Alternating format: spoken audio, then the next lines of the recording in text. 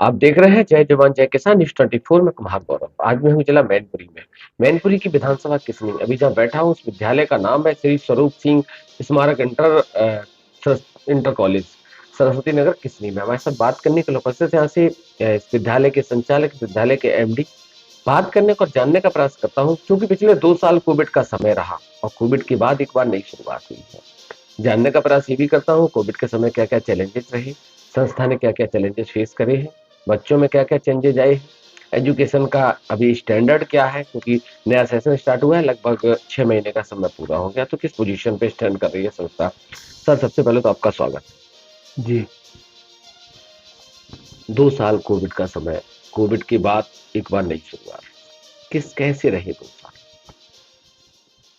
पिछला शैक्षिक स्तर तो बहुत निचला रहा क्योंकि कोविड के समय में बच्चों का शैक्षिक स्तर बहुत ही नीचे चला गया और आगे का भी जो अभी वर्तमान सत्र चल रहा है तो उनका कवरेज भी वो अच्छा मतलब बैकअप अभी नहीं हो पाया कि आगे के स्तर पे फिर कहीं ना कहीं सामना करने के लिए दिक्कतें सामने खड़ी हो रही हैं।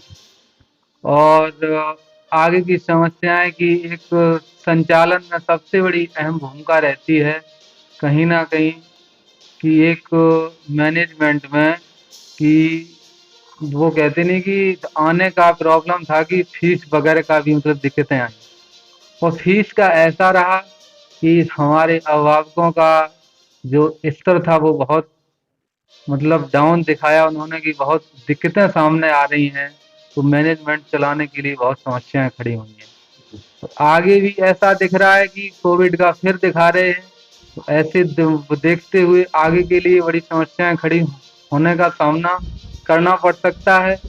तो इसलिए मेरा यही कहना है आगे की जो भी परेशानियों को देखते हुए और भी मतलब सभी के लिए तैयारी पूर्ण रहे और कहीं शैक्षिक स्तर है इसका सुधार करने के लिए हमारी सरकारें भी अपेक्षित रहें और आगे के लिए यही चाहूँगा कि अच्छा, एक सब। सवाल आपसे है, कोविड के समय गवर्नमेंट ने निर्देश करा था ऑनलाइन क्लासेस के लिए, आपका क्या मानना है ऑनलाइन और ऑफलाइन में सबसे ज्यादा इफेक्टिव क्या रहता ऑनलाइन ऑफलाइन का ये दिक्कत सामने आ रही है कि ग्रामीण एरियाज में रूरल एरियाज में कि ऑनलाइन क्लासेस सक्सेस नहीं है क्योंकि नेटवर्क की अपेक्षा रहती है कहीं नेटवर्क प्रॉब्लम होती है कहीं कुछ होता है तो वो उनका शैक्षिक स्तर अच्छा नहीं रह पाता है और शहरी होता है तो वहाँ एक बार चल भी जाता है लेकिन ग्रामीण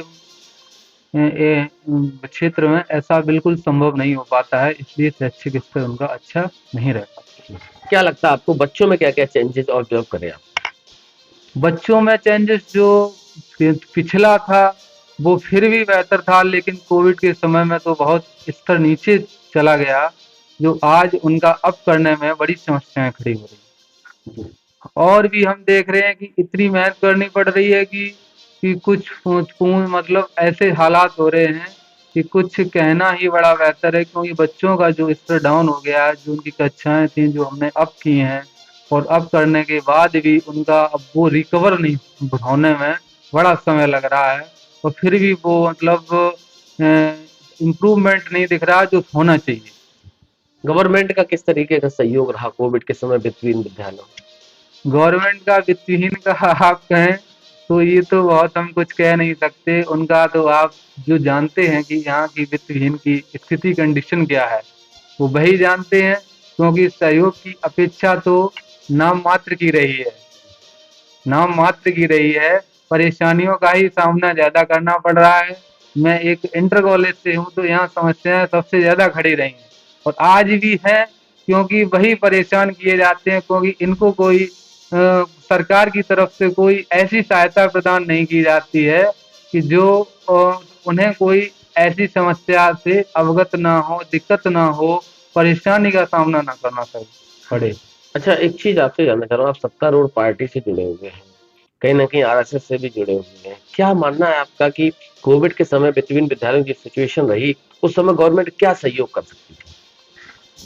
सरकारें चाहें तो किसी अपने बेस पे किसी न किसी प्रकार से सहयोग कर सकती हैं। सरकारों का एक अपना फंडा होता है कि वो जिस तरीके से चाहें जैसे कि सरकारी विद्यालयों के लिए की शिक्षक होते हैं उनके लिए कहीं न कहीं की सुविधाएँ होती हैं। चाहे कोविड आए, चाहे आपातकाल का कोई समय लग जाए, लेकिन वित्त विहीन विद्यालयों के लिए ऐसा कुछ नहीं होता है। क्योंकि उनका जो भी मैनेजमेंट है, शिक्षक हैं, वो एक तरीके से बेरोज़गारी की तरफ चले जाते हैं और उनके लिए कोई साधन नहीं होता है कि जो उनका भरण-पोषण चल सके और समस्याओं का और सरकार चाहे तो सब कुछ कर सकती है, लेकिन सरकार ने ऐसा कुछ नहीं किया। अच्छा, कहीं न कहीं आप पार्टी से जुड़े हुए हैं। एक चीज़ और आपसे जानना चाहता हूँ, आरएसएस की संस्कृति की बात करूँ, पढ़ा लिखा आदमी सब समझता है। संस्कारों की बात करूँ, किसी से छुपा कुछ कर सकती है, लेकिन सरकार ने ऐसा कुछ नहीं किया। अच्छा, कहीं न कहीं आप पार्टी से जुड़े हुए हैं। एक चीज़ और आपसे जानना चाहता हूँ, आरएसएस की संस्कृति की बात करूँ, पढ़ा लिखा आदमी सब समझता है। संस्कारों की बात करूँ, किसी से छुपा नहीं। आपने देखा है हिंदुस्तान पे धीरे-धीरे वेस्टर्न कल्चर हावी है। बच्चे अपनी मूल संस्कृति से दूर जा रहे हैं। क्या लगता है आपको संस्था ऐसा क्या प्रयास करेगी जिससे हमारी संस्कृति संस्कार बचे रहे और शिक्षा भी चलती रहे? संस्कृति संस्कार की बात करेंगे तो सबसे बड़ी परेशानी है कि जो हमारा कल्चर है, जो पहले से चला आ रहा है, जो हमारे यहाँ जो शिक्षा पद्धति है, जो इतनी बिल्कुल ध्वस्त कर दी गई है। क्योंकि किसी भी देश का विनाश करने के लिए पहले उसकी संस्कृति का विनाश करना, कहने का मतलब है शिक्षा को तोड़ना ही सबसे बड़ा ये अहम हथियार है जो पहले किया गया। जो आज हम उसे इतना ऊपर अप करने के लिए हमारी संघ की बात करें तो संघ पूरा लगा हुआ है इसी जोर शोर से मतलब करने के लिए कि हमारी पुरानी पद्धति वापस आ सके, हमारी संस्कृति, हमारे संस्कार वापस आ सकें, उसके लिए संघ भी लगा हुआ है। और हम अपने विद्यालय स्तर की बात करें तो वो भी मेरा प्रयास है कि हमारी संस्कृति और हमारे बच्चों के संस्कार वापस आ सकें। क्या लगता है आपको पेरेंट्स से क्या कहना चाहते हैं? पेरेंट्स से क्या कहना चाहते हैं और किस सहयोग की उम्मीद करते हैं? अब अभिभावकों की बात करें तो अभिभावक सहयोग करें तो विद्यालयों के स्तर में कोई समस्या भी नहीं आएगी और उनके बच्चों के संस्कारों में भी कभी कोई परेशानी नहीं आएगी। हाँ, और हमारे अभिभावक चाहें और उनका सहयोग निरंतर मिलता रहे तो। चंद दिनों का समय रह गया, नववर्ष का आगमन है, विद्यालय परिवार की तरफ से क्या शुभकामनाएं? हमारे विद्यालय परिवार की तरफ से सभी लोगों के लिए, चाहे हमारे अभिभावक हों, चाहे हमारे इष्ट मित्र हों और चाहे बाकी हमारे पत्रकार बंधु हों, सभी के लिए नव वर्ष की हार्दिक शुभकामनाएं रहेंगी विद्यालय परिवार की तरफ से। बहुत बहुत धन्यवाद सर बात करने के लिए। हमारे साथ थे संस्था के एमडी डायरेक्टर जो कि यहाँ का पूरा संचालन देखते हैं और कहीं ना कहीं शिक्षा की बात करूँ तो काफी समय से शिक्षा से जुड़े हुए हैं। हमें भी आशा है, उम्मीद है कि जिस तरीके से कोविड के बाद एक बार नई शुरुआत हुई है, संस्था अपना 100% योगदान देगी जिससे कि एजुकेशन का जो भी गैप रहा उसको जल्द से जल्द रिकवर कर लिया जा सके। न्यूज़ 24 की तरफ से आपको, विद्यालय परिवार को आने वाले नववर्ष की बहुत बहुत बधाई, शुभकामनाएं।